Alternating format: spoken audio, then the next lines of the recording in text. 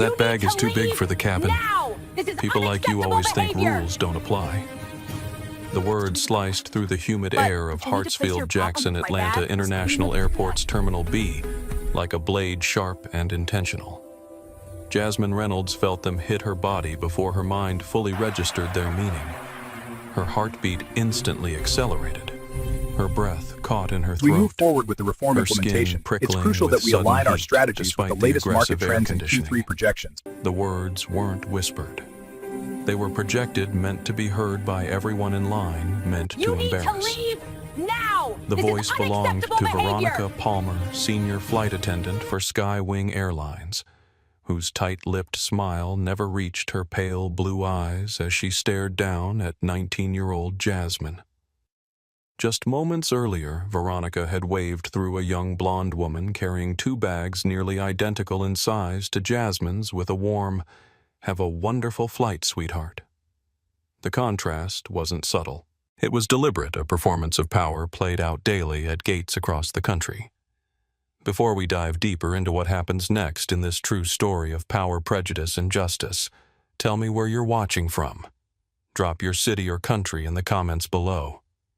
And if you believe in accountability and fairness in how people are treated, hit that subscribe button and give this video a like.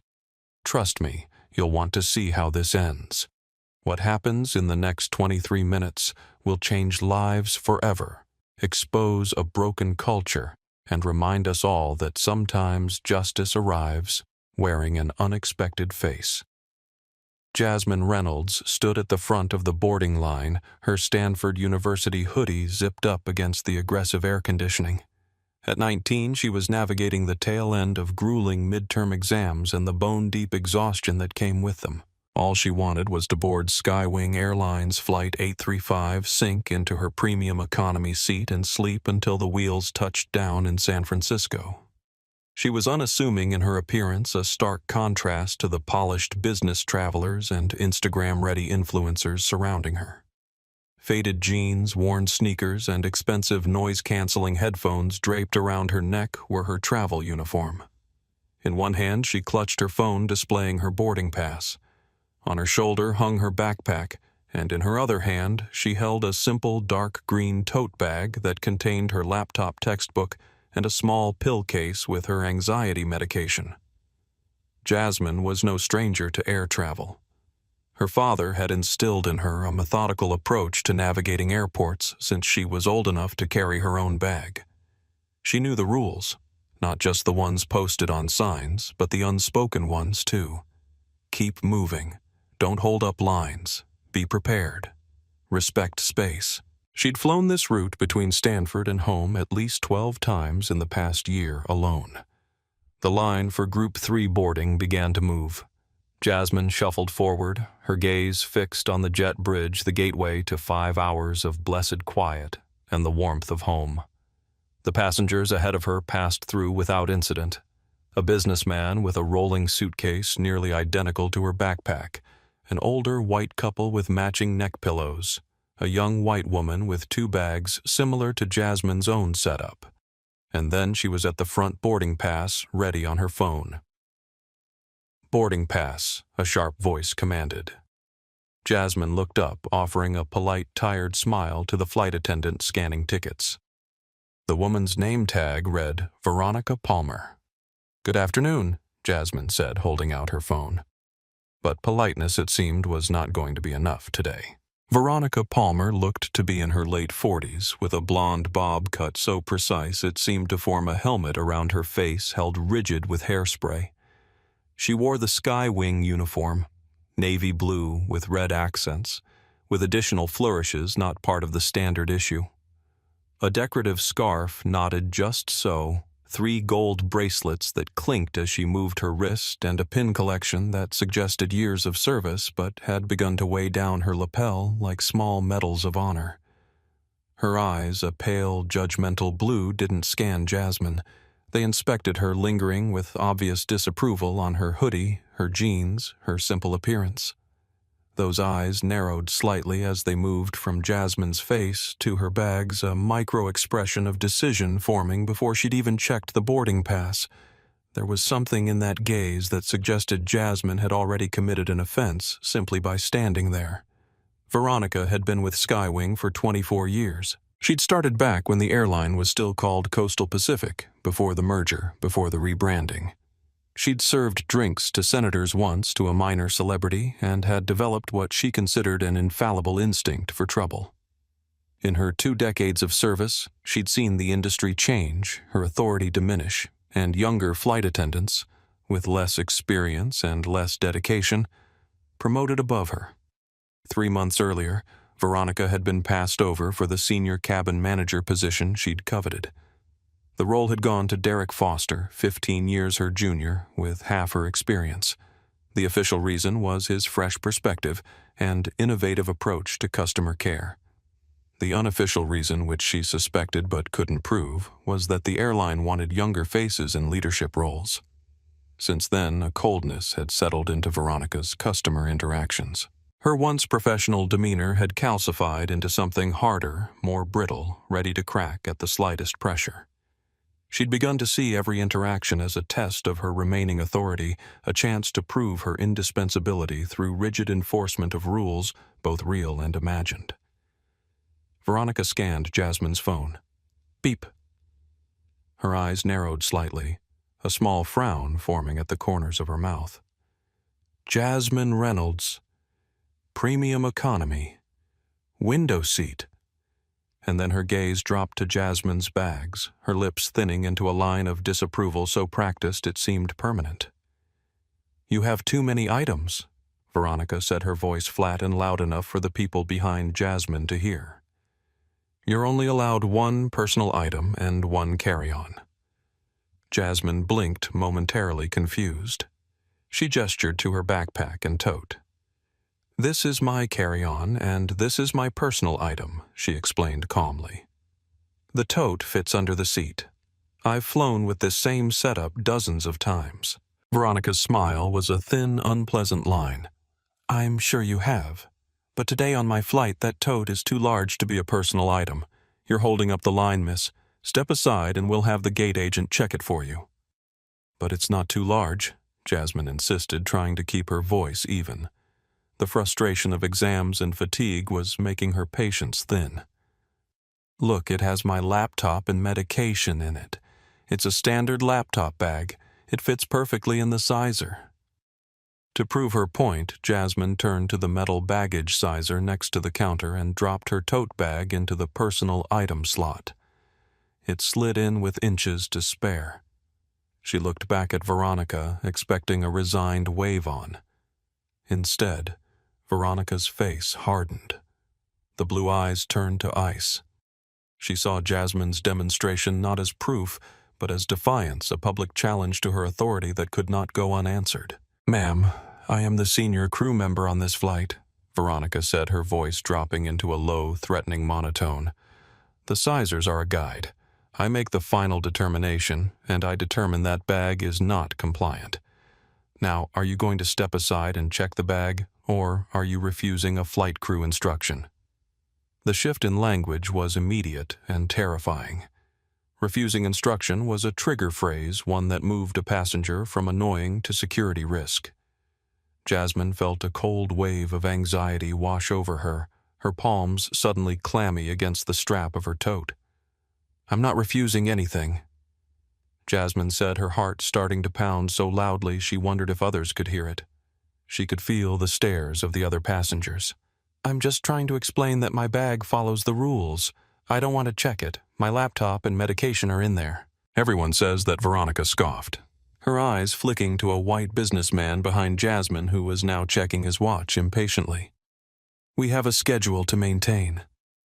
She turned and snapped her fingers at the gate agent, a younger man who was handling the computer. Alex, this passenger is refusing to comply. She's holding up boarding. Call the supervisor.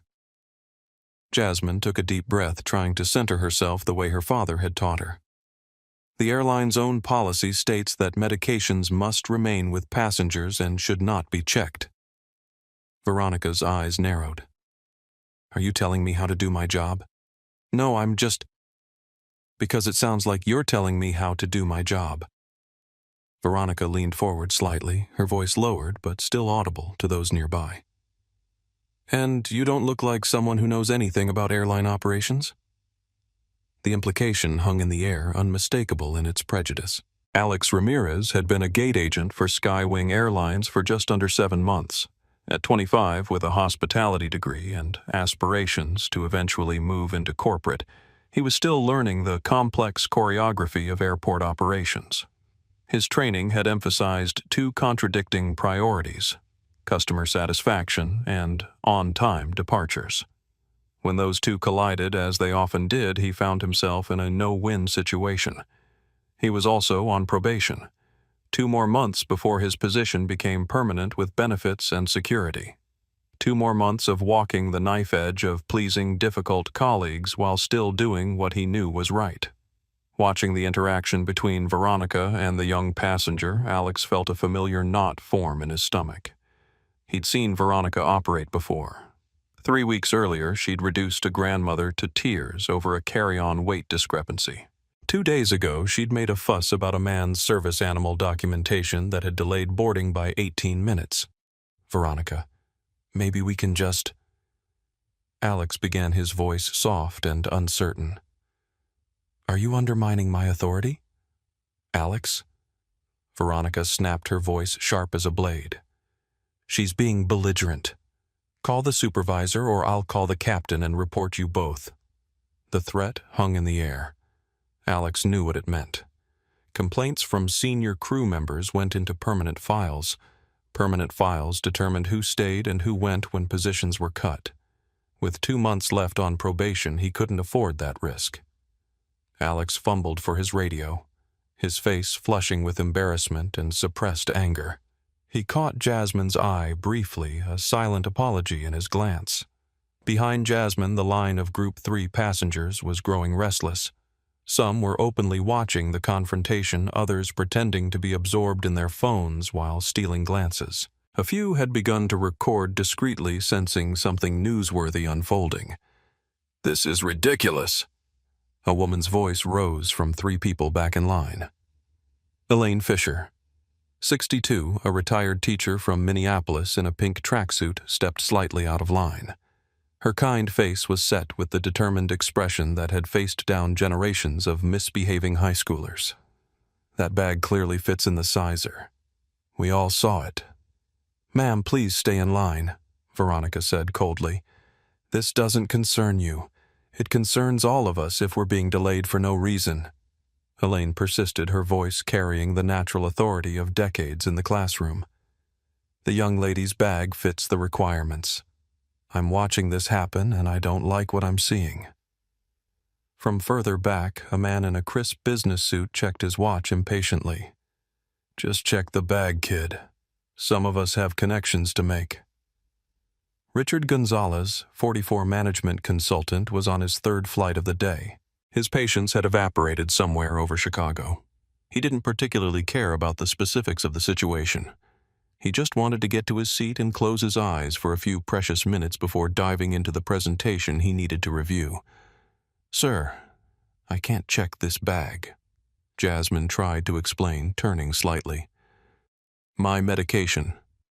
"Then just do whatever she says," Richard interrupted, gesturing at Veronica.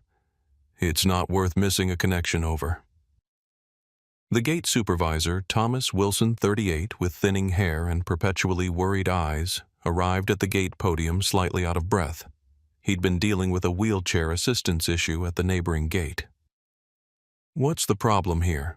Veronica Thomas asked, his eyes darting between the stern-faced flight attendant and the young woman in the hoodie. This passenger, Veronica, began pointing at Jasmine as if she were a piece of evidence is refusing to check her non-compliant second carry-on. "I gave her a direct instruction, and she became argumentative and belligerent, holding up the entire boarding process. She's creating a disturbance." Belligerent Jasmine's voice cracked in disbelief. "I was not. I just showed you it fits in the sizer. My medication is in that bag." "See," Veronica said to Thomas, her arms crossed. Defiant, uncooperative.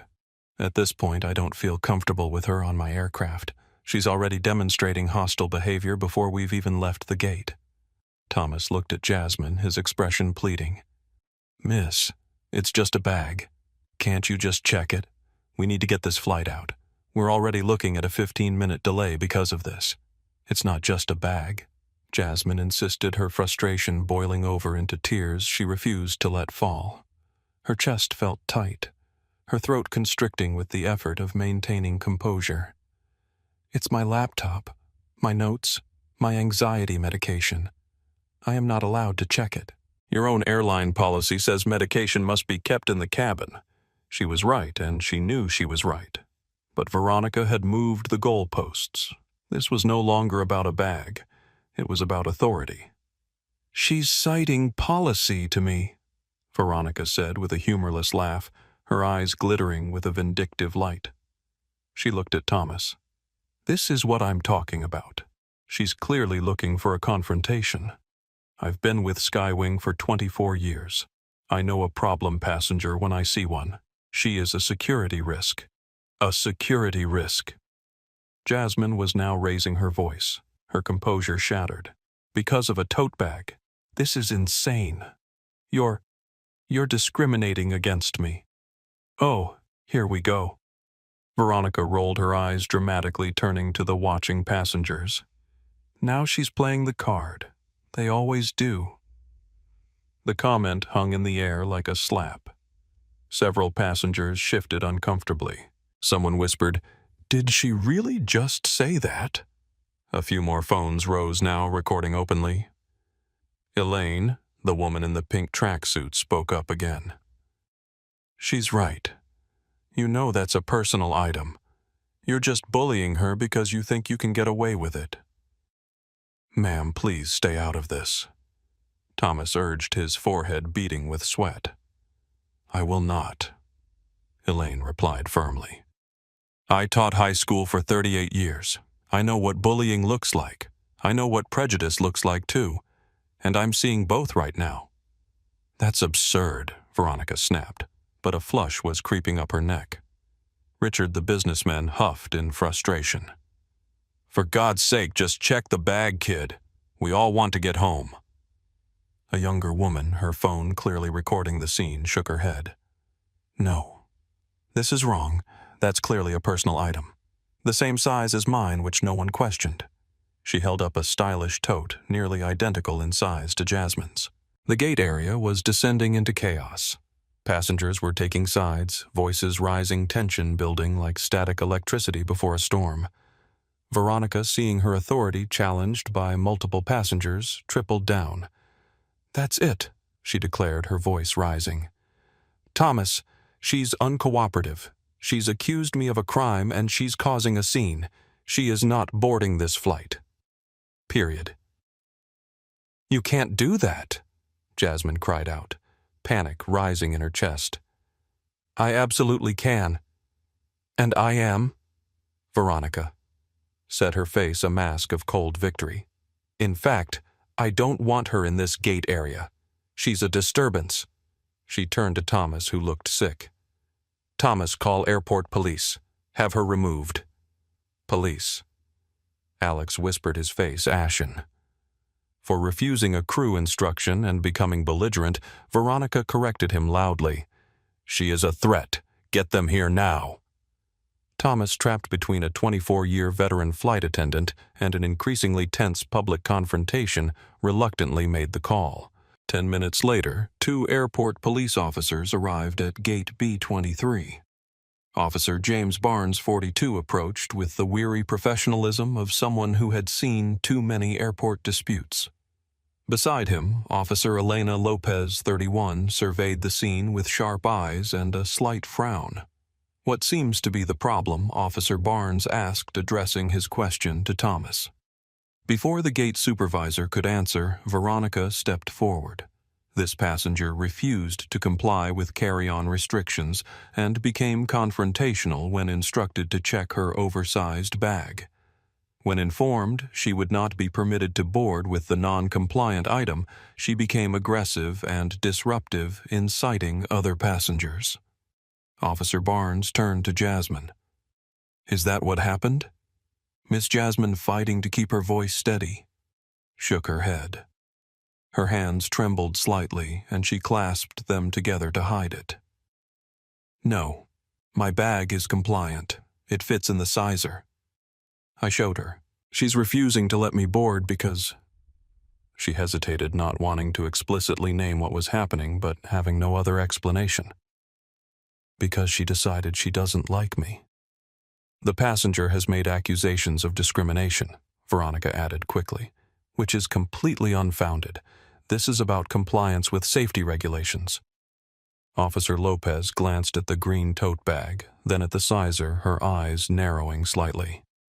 "May I?" she asked, reaching for the bag. Jasmine nodded, and Officer Lopez placed the bag in the sizer. It fit with room to spare.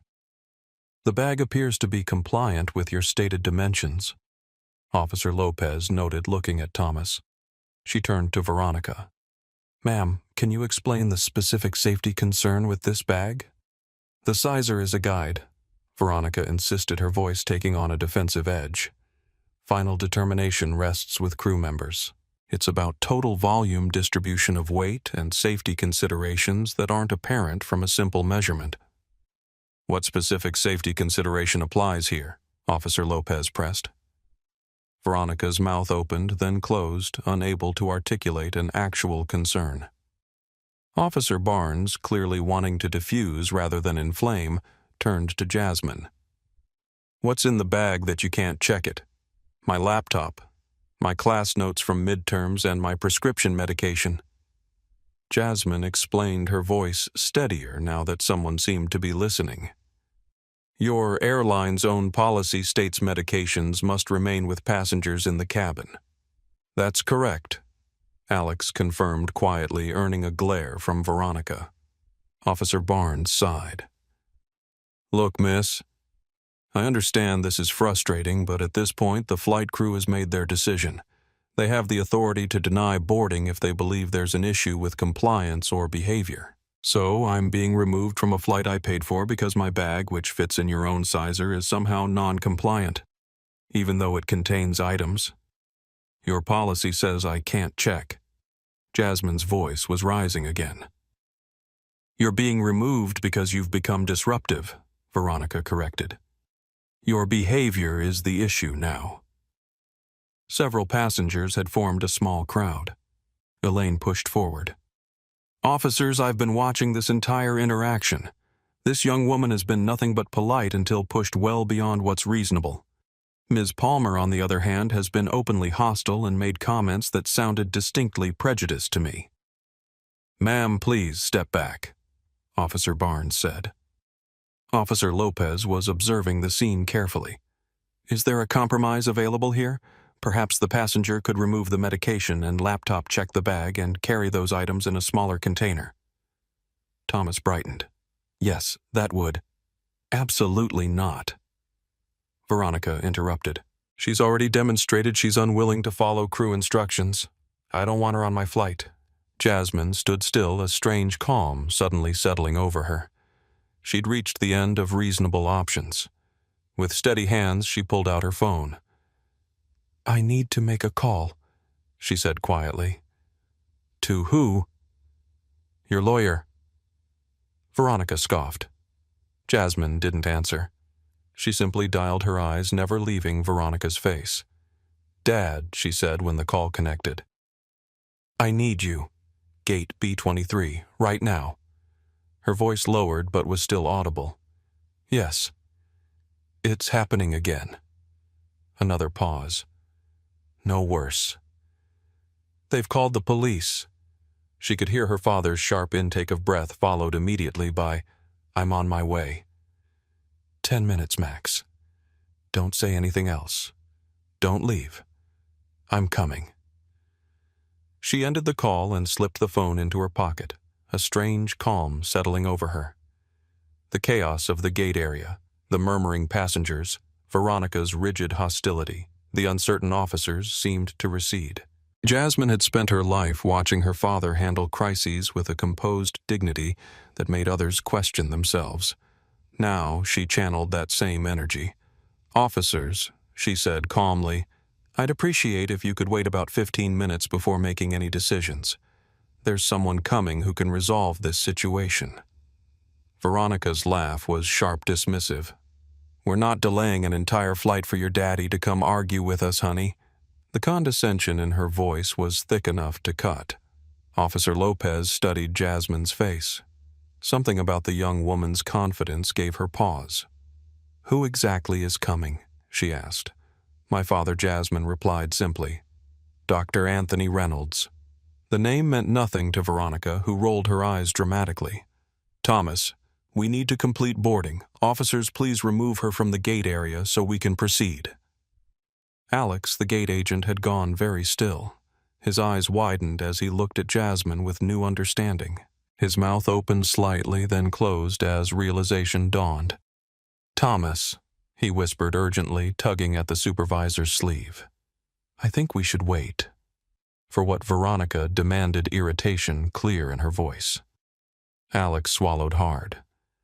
"Because if she's talking about Dr. Anthony Reynolds, then we really need to wait." Thomas's face registered confusion, then shock, then something close to fear. "Dr. Reynolds, the Dr. Reynolds. I don't care if he's the surgeon." "General," Veronica snapped, "we have a schedule to maintain." Officer Lopez had caught the shift in energy. "Who is Dr. Reynolds?" she asked Alex directly. Before Alex could answer, Jasmine spoke, her voice quiet but perfectly audible in the suddenly hushed gate area. "He'll be here in about 10 minutes. She checked her watch. "You might want to prepare. Flight 835 to San Francisco will be delayed approximately 15 minutes. We apologize for the inconvenience." Thomas's voice crackled over the PA system, strained and slightly higher than normal.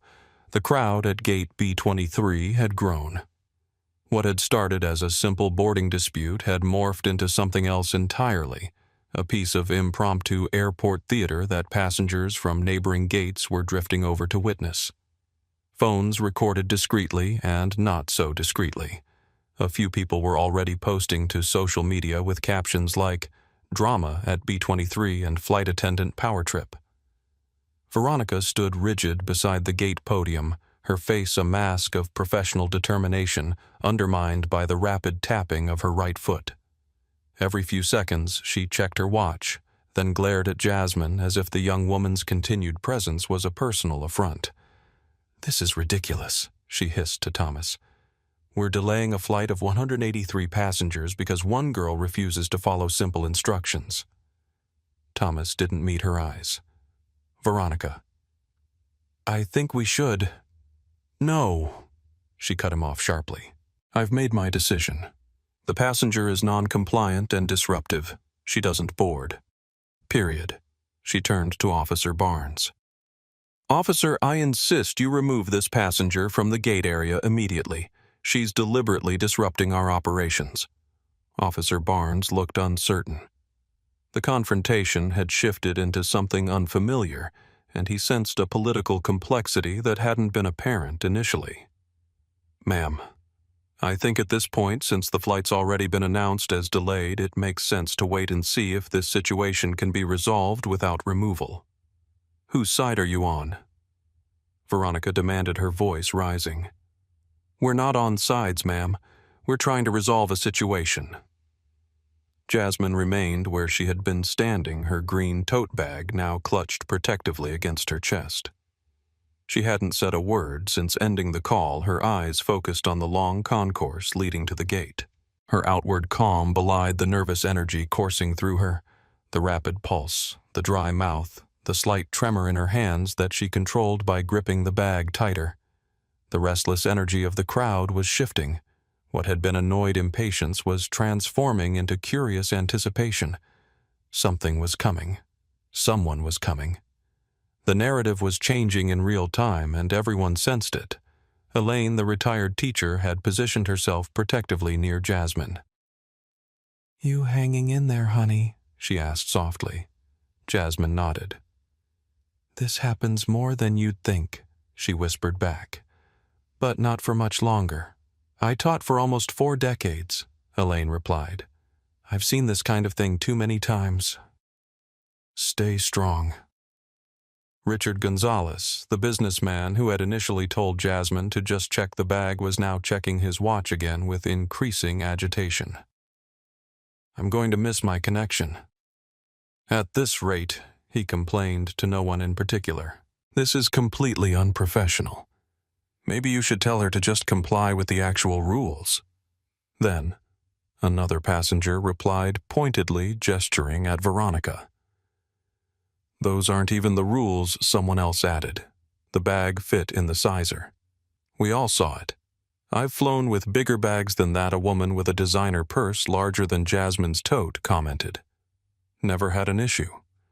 "Yeah, I wonder why," a voice muttered from the back, the implication clear in the tone. The murmurs were growing louder, the crowd's sympathies clearly shifting. Veronica could feel her control slipping away like sand through her fingers. Her authority, once absolute, was eroding with each passing minute. She turned to the officers again with increasing desperation. "This is becoming a security situation," she insisted, her voice tight. "You need to clear the area." Officer Lopez shook her head. "Ma'am, these are ticketed passengers waiting for a delayed flight. There's no security threat here." "Then remove her." Veronica pointed at Jasmine, her finger trembling slightly. "She's the cause of all this. I believe we've established that her bag is within the airline's stated size requirements." Officer Lopez replied calmly. "At this point, I'm not seeing grounds for removal." Veronica's face flushed dark red. "You don't understand. I'm the senior crew member on this flight," her voice rose. "I determine who boards and who doesn't, based on compliance with regulations," Officer Lopez countered. "Not personal preference." The tension was mounting by the second. Several more passengers had pulled out phones to record. Thomas looked like he might be sick. Alex stood frozen, his eyes darting between Veronica and the concourse. Suddenly, Officer Barnes straightened, his attention caught by something at the far end of the terminal. "Someone's coming," he said quietly to his partner. A ripple moved through the crowd. Something was happening at the far end of the concourse. People were turning to look. A few stepped aside, creating a small path. Jasmine checked her watch. 8 minutes, she said softly. "He's early." The crowd parted further as a tall figure in a charcoal suit strode purposefully down the concourse. Even from a distance, there was something commanding about his presence that made people instinctively move aside. Veronica, noticing the shift in attention, turned to look. "What now?" she snapped, but her voice had lost some of its certainty. The moment that had been building since Jasmine's call was finally arriving, and with it a reckoning that would change far more than just one flight.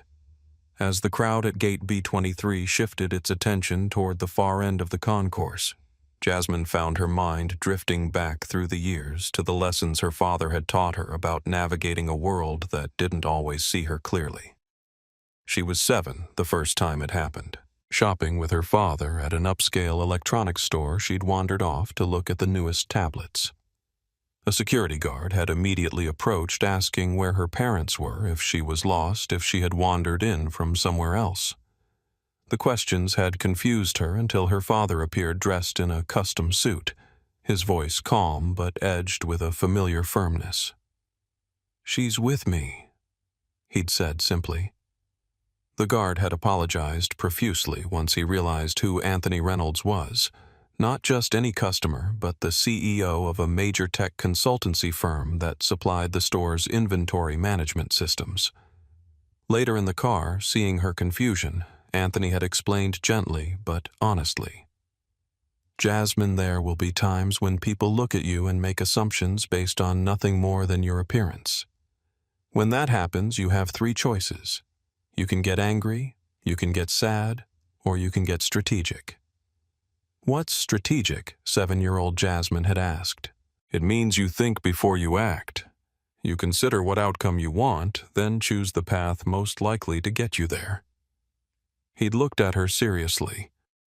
Getting angry might feel good in the moment, but it rarely changes minds. Getting sad only hurts you. Being strategic means maintaining your dignity while ensuring there are consequences for poor behavior. It became a recurring conversation as she grew older. At 12, when a teacher assumed she'd cheated on a test because her score was unexpectedly high. At 15, when a store clerk followed her through the aisles watching her every move. At 17, when she was applying to colleges and a guidance counselor suggested she set her sights lower despite her perfect GPA. Each time Anthony had been there not to fight her battles, but to help her develop her own approach to injustice. Know the rules better than they do, he'd advised. Prepare more thoroughly. Speak calmly but firmly. Document everything. And when necessary, use the resources and privileges you have to create change, not just for yourself, but for others who might face the same situation without your advantages. Anthony Reynolds had raised Jasmine alone after her mother died of cancer when Jasmine was just 4. A brilliant engineer turned business leader, he'd built SkyWing Airlines from a regional carrier into a national powerhouse, all while making sure he never missed a school play or parent-teacher conference. What few people outside the company knew was that Anthony's mission with SkyWing had always been personal. He'd experienced so many humiliating moments as a passenger, being moved from first class, having his credentials questioned, being subjected to random additional screening, that he'd ultimately decided the only way to change air travel was to reinvent it from the inside. The incident that had finally pushed him to action happened when he was 34, already a successful tech entrepreneur. Flying first class from Chicago to San Francisco, he'd been asked to move to economy by a flight attendant who claimed his seat had been double booked, only to watch as a white passenger was escorted to his seat minutes later. When he'd questioned this, security had been called. The humiliation of being escorted off the plane while other passengers stared had stayed with him for years. "I bought that airline so no one would ever feel what I felt that day," he'd told Jasmine once. But changing a culture is harder than changing a company name. Never let them see you break, he'd taught Jasmine. Know your worth isn't determined by how others treat you. And remember that sometimes the most powerful response isn't a shout, but a whisper backed by action. Now, standing in the gate area with all eyes shifting between her and the approaching figure in the distance, Jasmine drew on those lessons. She unclenched her jaw. She relaxed her shoulders. She breathed deeply, centering herself for what was to come. The confrontation was no longer about her bag. It never really had been. It was about power and who wielded it, those who used it as a weapon versus those who used it as a tool for change. Jasmine checked her watch again. The moment of revelation was approaching, and despite everything, she felt a flash of sympathy for Veronica Palmer. The flight attendant truly had no idea what was about to hit her. Down the gleaming expanse of Terminal B's main concourse, a figure appeared. From a distance, there was nothing particularly remarkable about him, a tall man in a tailored charcoal suit, walking with purpose. Yet as he drew closer, the atmosphere in the terminal subtly shifted. It wasn't just his appearance, though, that was striking enough. Dr. Anthony Reynolds moved with the quiet confidence of someone who never needed to demand attention because it was naturally given. At 52, his closely cropped salt and pepper hair and trim physique suggested discipline. His face, with its strong jawline and thoughtful eyes, projected both intelligence and intensity. But it was the way others reacted to him that truly revealed his presence. A pilot passing in the opposite direction did a double take, then straightened almost imperceptibly. A gate agent at B-21 nudged her colleague, both watching as he passed. The barista at the coffee kiosk paused mid-pour, recognition dawning on her face. As he approached, the fluorescent lighting caught the deep burgundy of his tie, SkyWing's signature color, and the subtle airline logo pin on his lapel, the only outward signs of his connection to the company. But it was enough for those who knew. Each step brought ripples of recognition through the terminal staff, a wave of awareness that preceded him like an invisible herald. Anthony Reynolds didn't look like what most people expected of an airline CEO. There was no entourage, no security detail, no flashy accessories signaling wealth or status. Just a man in a well-made suit, carrying a leather portfolio, moving with the efficiency of someone who valued time, his own and others. His eyes, so like his daughter's, scanned the concourse ahead, quickly locating gate B23 and the unusual crowd gathered there. His pace never faltered, but those watching closely might have noticed a slight tightening of his jaw, the only outward sign of the anger building within him. As he approached gate B23, the crowd parted instinctively, creating a path without being asked. Faces turned. Conversations halted mid-sentence. Phones were raised, recording discreetly and not so discreetly. The air itself seemed to change, charged with anticipation. Veronica, still arguing with Officer Lopez, hadn't noticed the shift in energy. "This is a clear violation of protocol," she was insisting, her voice rising with frustration. "I have 24 years of experience, and I'm telling you this passenger is non-compliant and should be removed." Alex, the gate agent, had gone completely pale. His eyes tracked Anthony's approach with the frozen fascination of someone watching an unstoppable force heading toward an immovable object. He'd seen the CEO once before at a company-wide meeting, but never this close, never in this context. "Thomas," he whispered urgently, tugging at the supervisor's sleeve. "He's here." Thomas turned, his expression morphing from frustration to shock to something close to panic in the span of seconds. "Oh my God," he whispered instinctively, straightening his tie. That was when Veronica finally sensed the change around her. She turned, following the collective gaze of the crowd, and saw only a well-dressed black man approaching with purpose. No recognition flickered in her eyes, only irritation at yet another interruption. What she asked, irritated by the sudden silence, "Who is that?" No one answered her. They didn't need to. Anthony Reynolds had reached the edge of the gate area, and his eyes had found his daughter. Something passed between them, a silent communication built on years of shared understanding. Jasmine's shoulders relaxed infinitesimally, the barest hint of relief crossing her face. Then his gaze shifted to Veronica Palmer, taking her measure in one comprehensive glance. The air around them seemed to still, as if the entire gate area was collectively holding its breath. For a moment, Anthony simply observed, taking in the scene with calm assessment. Jasmine standing alone, clutching her bag. The officers maintaining a neutral distance. The crowd watching with anticipation. And Veronica still holding herself with rigid authority, though her expression had begun to show the first flickers of uncertainty. Anthony stepped forward, his movement deliberate and unhurried. When he spoke, his voice was quiet, yet carried effortlessly a perfect baritone that commanded attention without seeming to demand it. "I believe there's a situation here that requires my attention." The words hung in the air, simple yet weighted with quiet authority.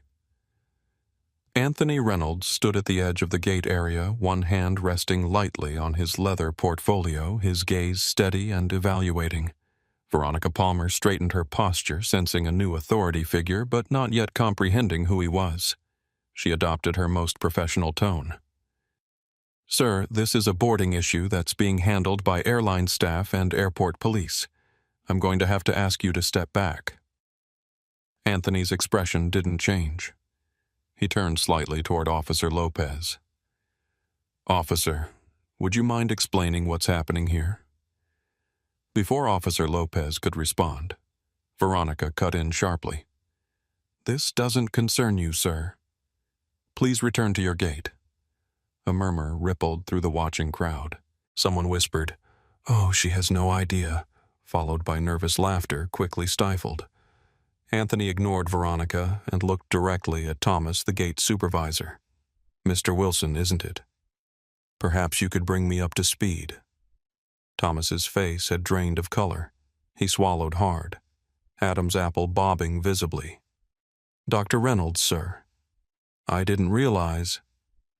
That is, we have a situation with a non-compliant passenger," Veronica interrupted, clearly irritated that her authority was being undermined. She stepped forward, placing herself between Thomas and Anthony. She refused to check her oversized bag and became confrontational when instructed to do so. "She's disrupting our boarding process and has been removed from this flight." Anthony nodded thoughtfully. I see. He turned to Jasmine. And what's your perspective on this? The bag fits in the sizer? Jasmine replied calmly, her voice steady. It contains my medication and laptop, which airline policy states should not be checked. I've shown that it's compliant, but Ms. Palmer has decided it isn't. And the bag in question? Anthony asked. Jasmine held up her green tote. Anthony turned back to Thomas. Has the bag been tested in the standard sizer? Thomas nodded nervously. Yes, sir. It does fit within the dimensions. Then I'm struggling to understand the issue. Anthony said, his voice remaining measured. If the bag meets SkyWing's published dimensions for a personal item, and it contains items that our policy explicitly states should remain in the cabin, why is my daughter being prevented from boarding? The word daughter sent another ripple through the crowd. Veronica's eyes widened slightly, the first flicker of uncertainty crossing her face. Your daughter, she repeated, her voice losing some of its edge. Yes, Anthony replied simply. Jasmine Reynolds. I'm Dr. Anthony Reynolds. Veronica's expression suggested the name still meant nothing to her. Well, Dr. Reynolds. I'm sure you're very important in your field, but this is an airline matter, and as the senior crew member, as the chief executive officer and majority shareholder of SkyWing Airlines, Anthony interrupted, his voice still calm but with an edge of steel. Now I believe this is very much my concern.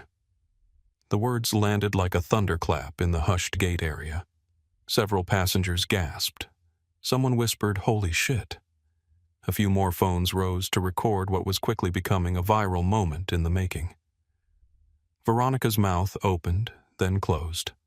Her face flushed, then drained of color in rapid succession as the full implications of Anthony's statement registered.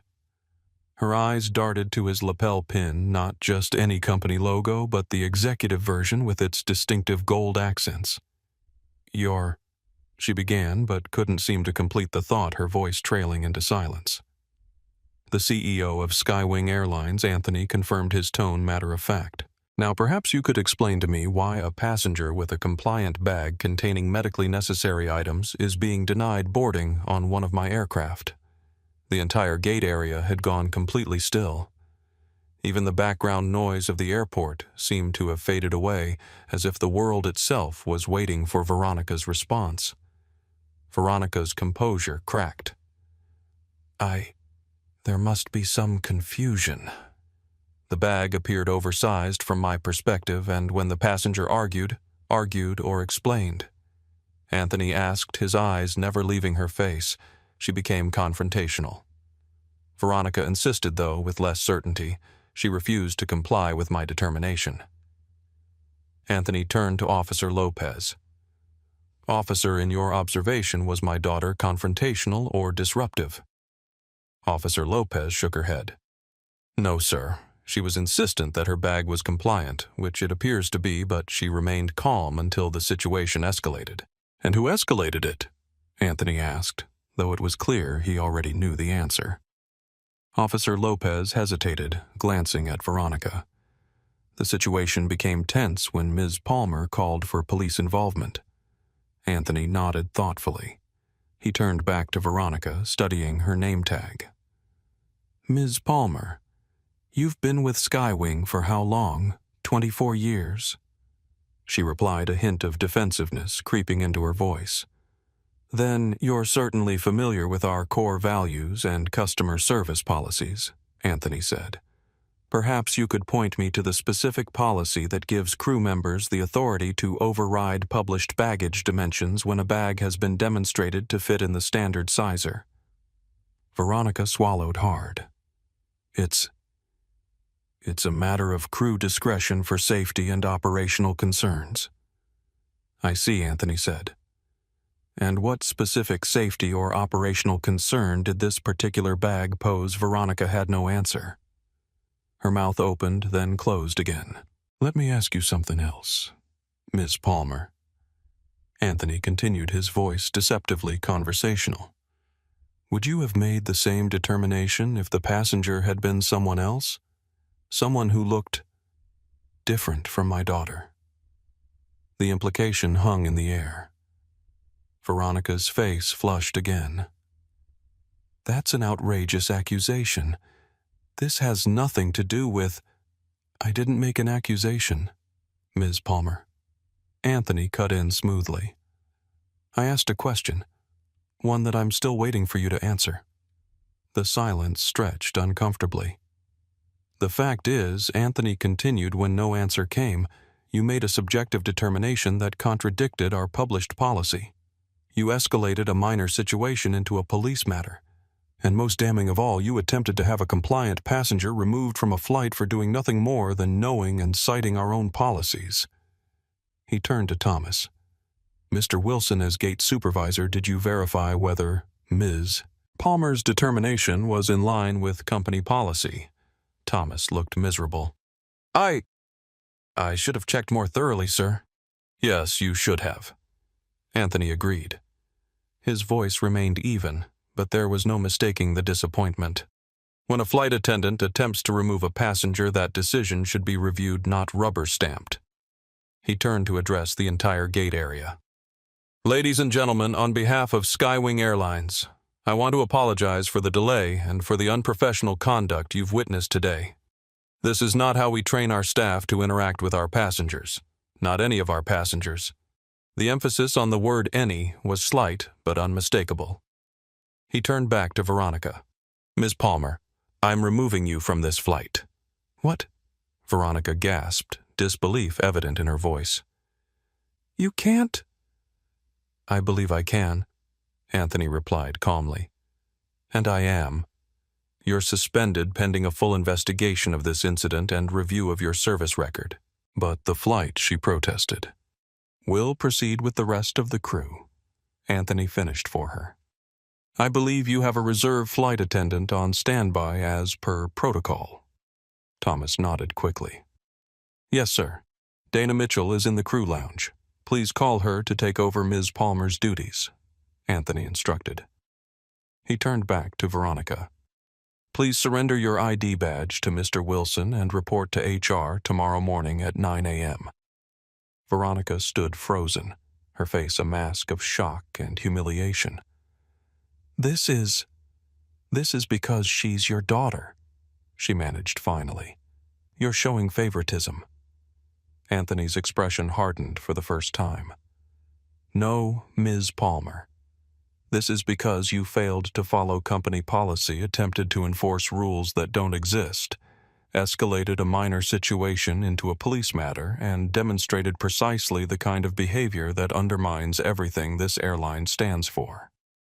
He leaned in slightly, his voice lower, but still audible to those nearby.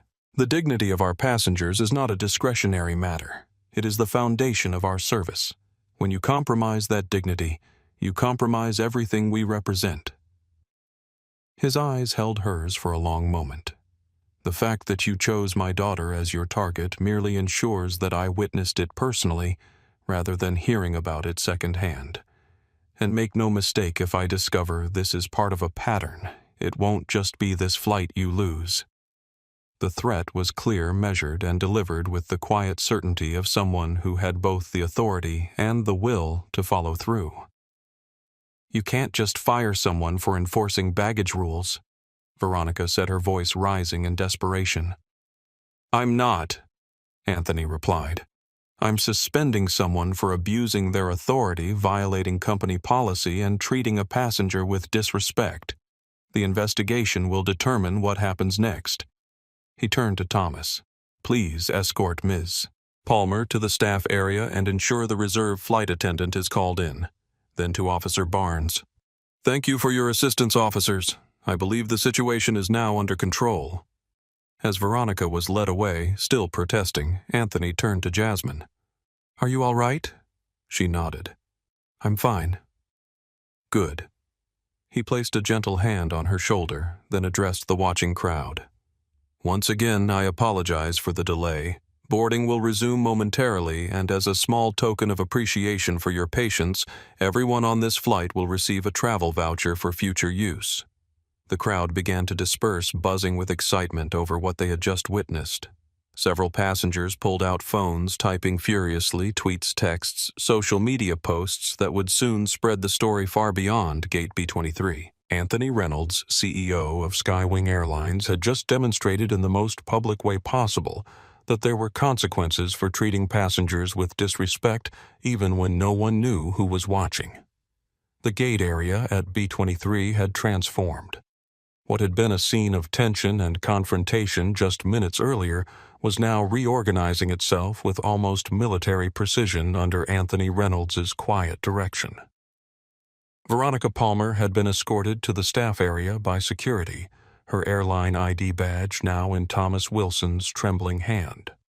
The reserve flight attendant, Dana Mitchell, a cheerful woman in her 30s, had arrived and was helping resume the boarding process with professional efficiency. Anthony stood at the podium addressing the passengers who had witnessed the confrontation. "Ladies and gentlemen, we'll be resuming boarding momentarily. We appreciate your patience during this delay.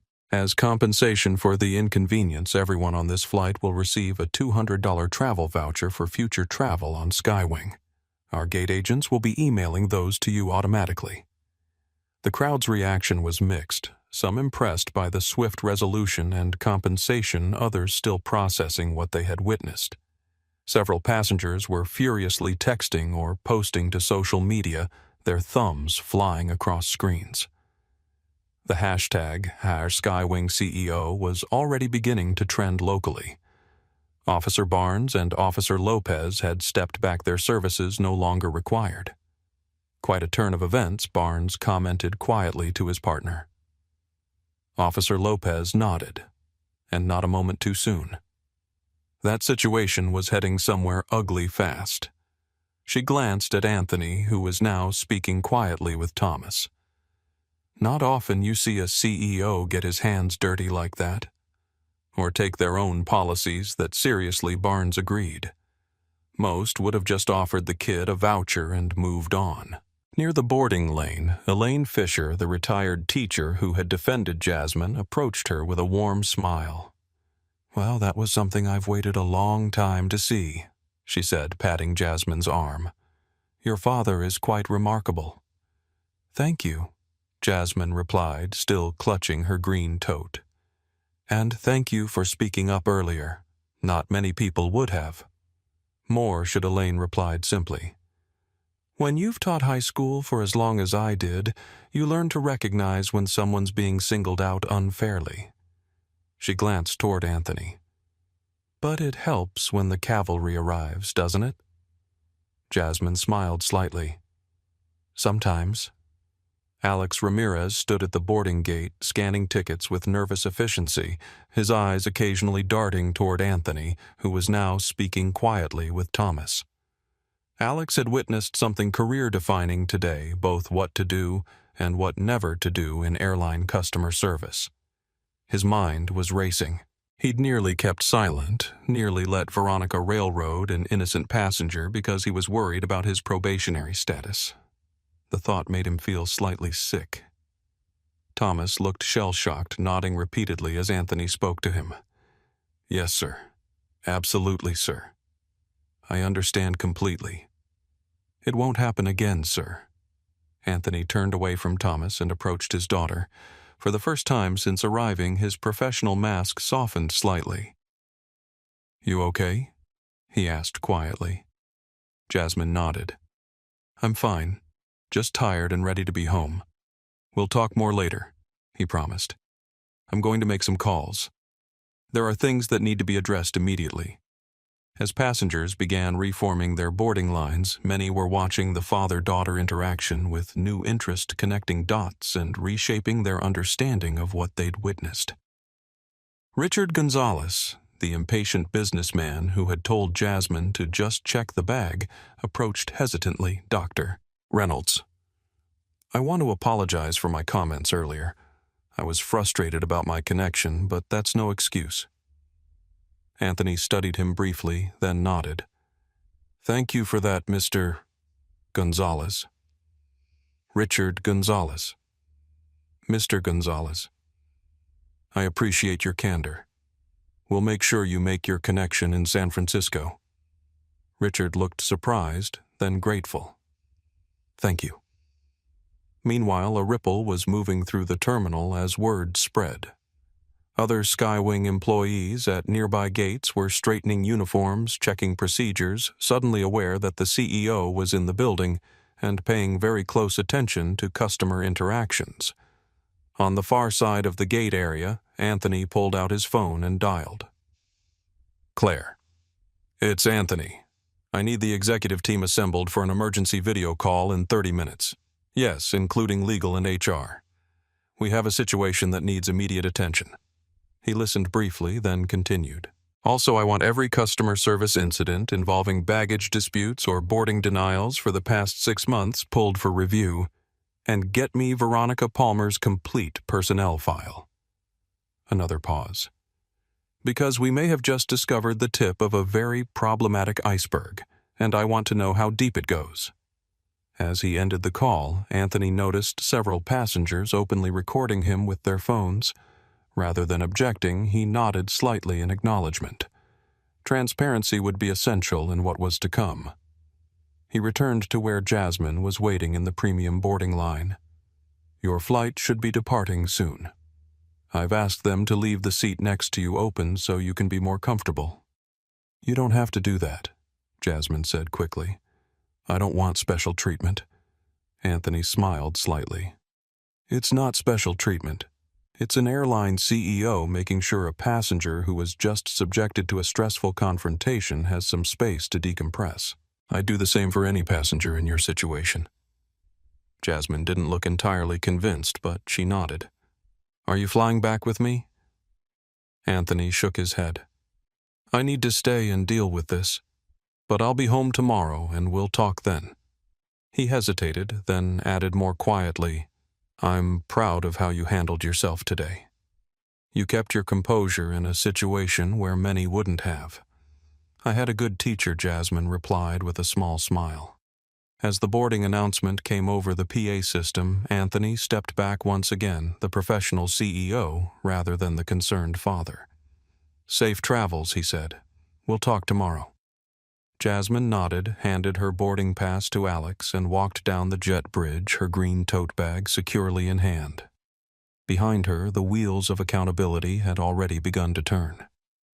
The sleek corporate jet touched down at San Francisco International Airport just after 9 p.m., 3 hours after SkyWing Flight 835 had arrived. Anthony Reynolds disembarked, his suit still crisp despite the long day, his expression thoughtful but resolved. The confrontation at Gate B-23 had set in motion a series of events that had consumed his afternoon and would likely reshape his airline. His driver was waiting on the tarmac. "Straight home, sir?" the man asked, taking Anthony's briefcase. "Yes, James. It's been a long day." During the drive to his Pacific Heights home, Anthony reflected on the emergency executive meeting he'd called from Atlanta. The initial shock on his leadership team's faces when he detailed the incident had quickly given way to deep concern, not just about one flight attendant's behavior, but about what it potentially revealed about their corporate culture. "This isn't an isolated incident," Claire Johnson, his chief operating officer, had stated with grim certainty. If Palmer felt comfortable enough to do this, especially to a passenger who challenged her, there are almost certainly other cases we don't know about. The preliminary review of Veronica Palmer's personnel file had confirmed that suspicion. 7 customer complaints in the past 18 months, all handled and dismissed by her direct supervisor with minimal documentation. The pattern was unmistakable. 5 of the 7 complainants were people of color, and all involved disputed interpretations of baggage or boarding policies. As the car pulled into the driveway of his home, Anthony saw lights on in the kitchen. Jasmine was still awake, waiting for him. She was at the kitchen island textbook, open cup of tea, cooling beside her. She looked up when he entered, her expression a mixture of relief and lingering tension. "Hey, Dad." "Hey, sweetheart." Anthony set down his briefcase and loosened his tie. "How are you doing?" Jasmine shrugged. "Better now that I'm home." She hesitated. What happened after I left? Anthony poured himself a glass of water before sitting across from her. Veronica Palmer has been suspended pending investigation. But that's just the beginning. What do you mean we pulled her file? There's a pattern, Jasmine. Several complaints, all suspiciously similar to your experience, all dismissed by her supervisor. He shook his head. And it gets worse. We've initiated a review of all similar incidents across the airline. The preliminary numbers aren't good. So it's not just her, Jasmine said quietly. No, it's a cultural issue. One that I should have been more aware of. Anthony's expression was solemn. I've always believed that building good systems would prevent bad behavior. But systems are only as good as the people implementing them, and somewhere along the line we developed blind spots. It's not your fault, Dad. As CEO, it absolutely is. Anthony's tone was firm but not defensive. The culture of any organization reflects its leadership. If SkyWing has a discrimination problem, then I have a discrimination problem. Jasmine studied her father's face. So what happens now? Now we fix it. Not with press releases and empty promises, but with structural change. Anthony took a sip of water. First, Veronica Palmer is terminated effective tomorrow. Her supervisor as well for failing to address the pattern of complaints. We're bringing in an independent firm to conduct a comprehensive review of our customer service practices, with a particular focus on how frontline staff exercise discretion in policy enforcement. That sounds like a good start, Jasmine said cautiously. It's only a start, Anthony agreed. We're also implementing immediate changes to our baggage policy to remove subjective assessments if it fits in the sizer. It flies, period. And we're creating a new customer advocacy department that reports directly to the executive level outside the normal chain of command. He paused, then added, and we're going to make this public. No hiding behind NDAs or confidential settlements. Full transparency about what happened, why it happened, and what we're doing to ensure it never happens again. Jasmine looked surprised. That's not how most companies handle these things. Most companies are more concerned with protecting their image than fixing their problems, Anthony replied. I didn't build SkyWing to be like most companies. They sat in silence for a moment, the weight of the day settling around them. I'm sorry you had to experience that, Anthony finally said. I'm not, Jasmine replied, surprising him. Not entirely. It was humiliating and infuriating, yes. But if it hadn't happened to me, if it had happened to someone who didn't have a direct line to the CEO, nothing would have changed. At least this way, maybe something good comes from it. Anthony studied his daughter's face, seeing in it not just his own features, but his late wife's strength. When did you get so wise?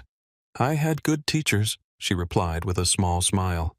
She set her tea down, fingers tracing the rim of the cup thoughtfully. You know what the worst part was? It wasn't the embarrassment or the frustration. It was watching everyone just accept it. Like it was normal for someone to be treated that way. Not everyone, Anthony pointed out. That woman in the pink Elaine, she spoke up. One person out of dozens, Jasmine countered. And even then, it didn't change anything until you arrived. Anthony nodded slowly, acknowledging the truth in her words. That's the hardest part of all this. For every incident, we see how many go unchallenged. How many passengers accept mistreatment because they don't have the resources or energy to fight it. Outside, a notification chimed on Anthony's phone. He glanced at it briefly. The video is spreading. Over 2 million views already across platforms. Jasmine winced. Great. I'll be recognized on campus. For standing up to injustice with dignity. There are worse things to be known for, I guess. She hesitated. Dad, what if it had been someone else? Someone who wasn't your daughter? The question hung between them, uncomfortable but necessary. I want to believe I would have responded the same way Anthony said after a long moment. That our systems would have caught it, that justice would have prevailed. But I don't know that for certain, and that's what keeps me awake at night. The kitchen fell quiet again, father and daughter, sitting together in the aftermath of a day that had changed them both. Tomorrow would bring new challenges, media inquiries, legal considerations, the complex work of institutional change. But for tonight, they were simply a family processing a shared experience that had revealed hard truths about the world they navigated together. You know, Jasmine said, eventually I kept thinking about what you've always told me, about staying calm, knowing the rules better than they do. And did it help?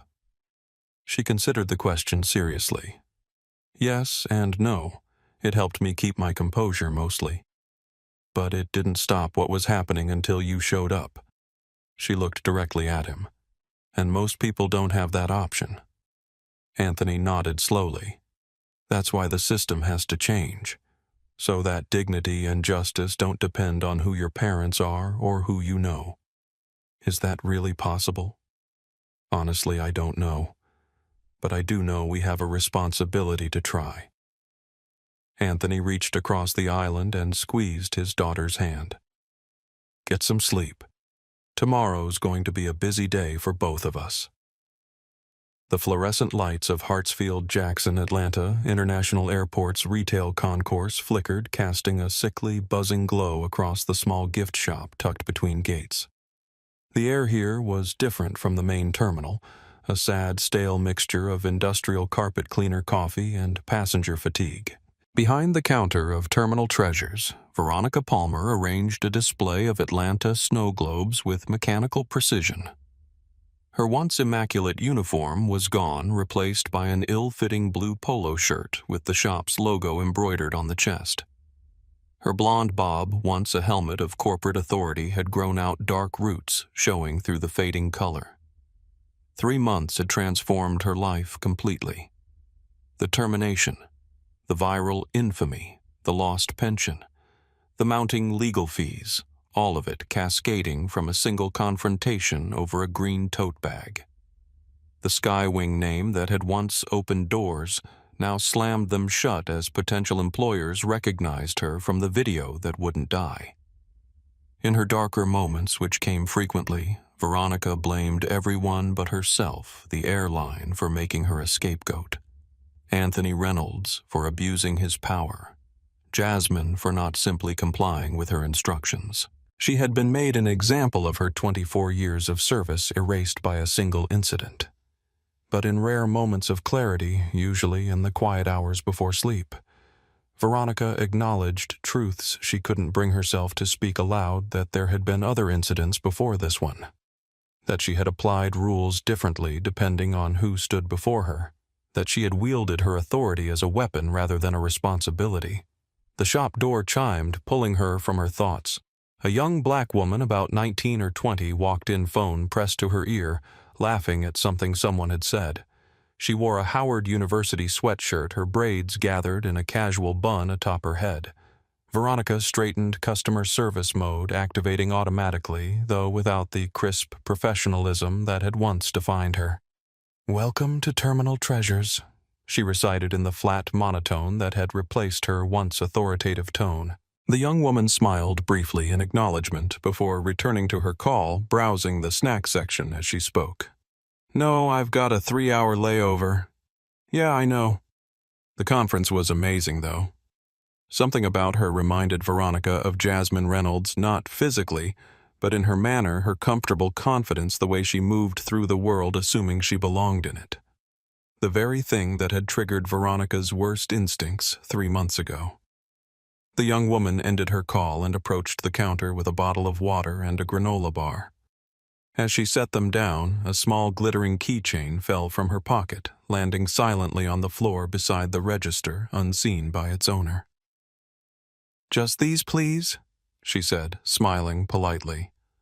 Veronica rang up the items mechanically. 7.85s. As the young woman paid, Veronica noticed the fallen keychain, a miniature Howard University logo sparkling under the fluorescent lights. A voice in her head, bitter and resentful, whispered, Let her lose it. She should pay more attention to her things. Serves her right.